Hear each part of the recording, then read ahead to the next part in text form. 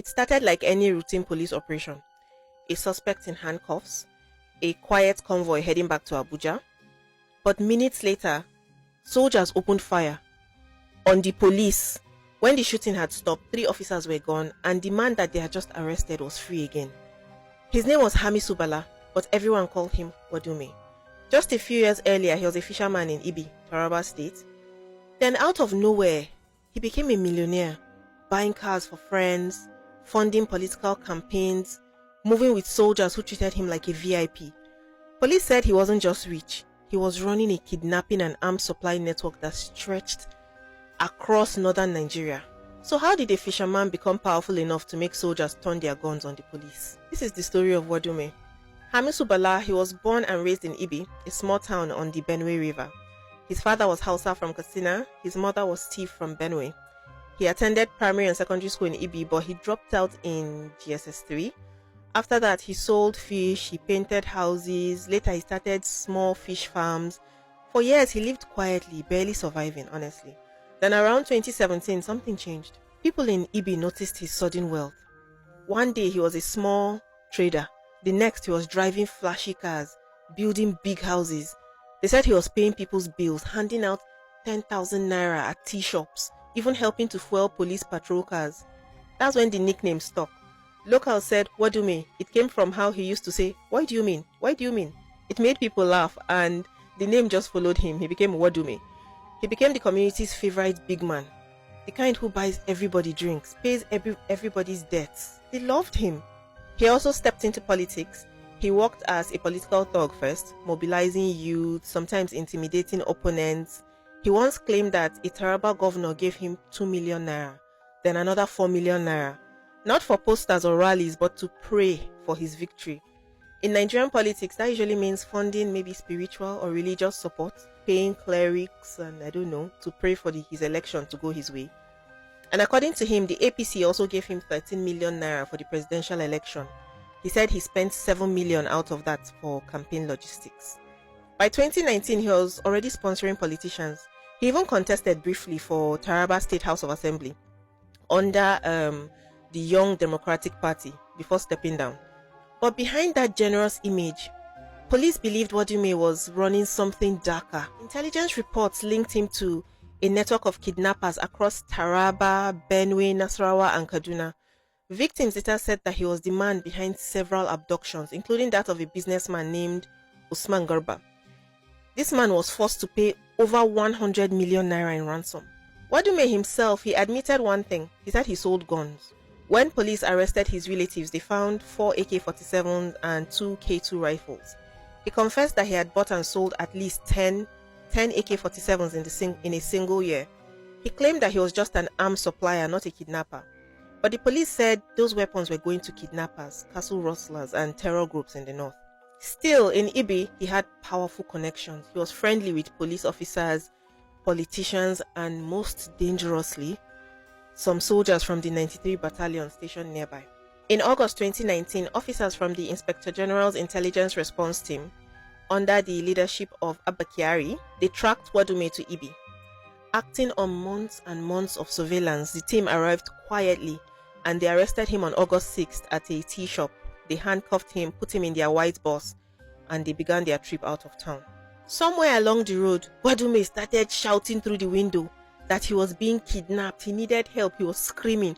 The people of Ibi believed him. After all, he was their local hero. His boys jumped on motorcycles. They chased the police vehicle. They ran to the nearby army checkpoints, claiming that kidnappers had taken Wadume. Minutes later, soldiers led by Captain Tijani Balarabe, they blocked the road and they opened fire on the police convoy, allegedly believing or pretending to believe that the officers were kidnappers. They killed 3 police officers and 2 civilians, and they seriously injured 5 others. The soldiers then pulled Wadume out of the vehicle, still handcuffed and with chains on his legs, and they took him to the barracks.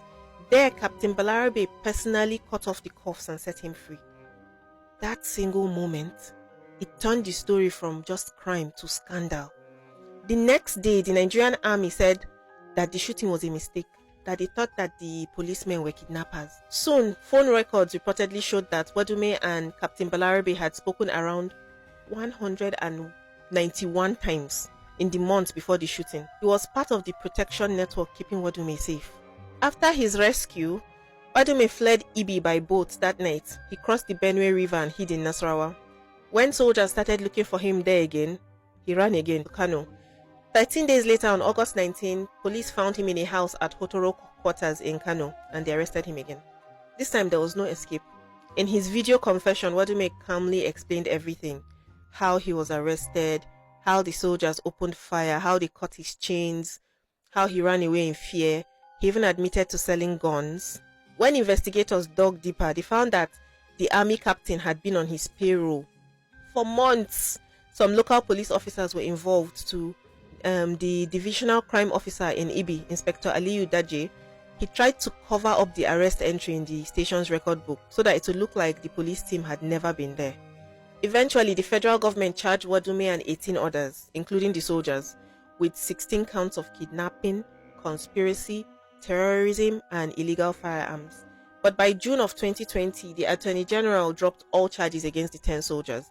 The army said it would handle them internally. They never did. Captain Balarabe was quietly promoted to major the next year.